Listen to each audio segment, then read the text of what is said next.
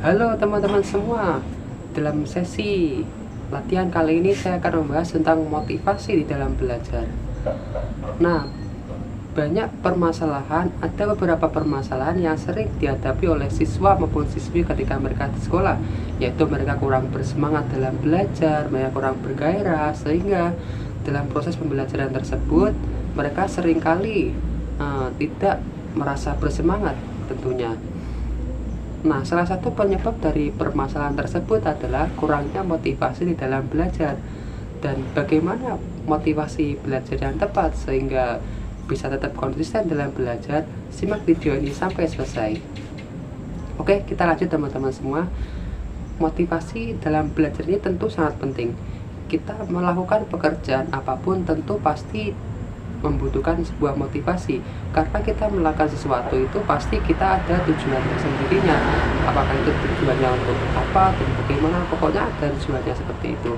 Nah, tujuan-tujuan itulah yang disebut dengan motivasi, karena tanpa motivasi tentu mereka tidak akan bersemangat dalam belajar, dan hal ini berdampak kepada menurunnya jenjang prestasi akademik, kurangnya fokus, dan bahkan bisa berdampak pada emosional mereka ya.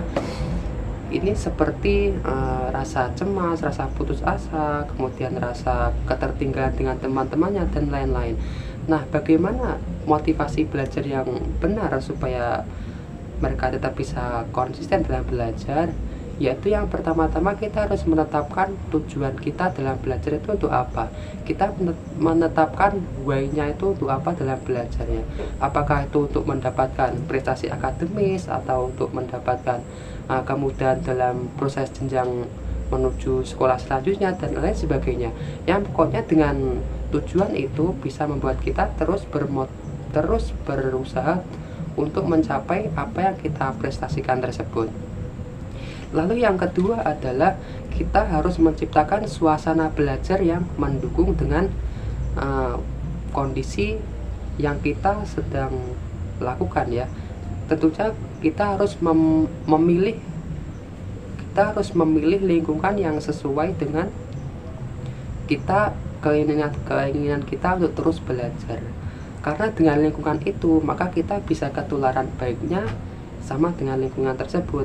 Karena kita itu akan sama dengan 5 orang yang ada di sekitar lingkungan kita, maka kita harus memilih lingkungan yang baik tentunya supaya kita tetap terdorong, tetap termotivasi di dalam belajar. Nah, dengan terciptanya lingkungan yang mendukung ini bisa membuat kita untuk terus fokus dalam belajar tersebut. Kemudian yang ketiga adalah kita harus menggunakan metode belajar yang sesuai dengan kesukaan kita ya, apakah itu dengan auditori atau dengan mendengar, dengan menulis, dengan membaca, atau dengan gambar-gambar tentu yang metode belajar ini bisa membuat kita terus bersemangat dalam belajar. Karena dengan metode tersebut maka kita nggak akan cepat merasa bosan dalam belajar ya teman-teman semua. Nah, itu tadi beberapa hal yang saya sampaikan dalam video ini. Terima kasih dan sampai jumpa.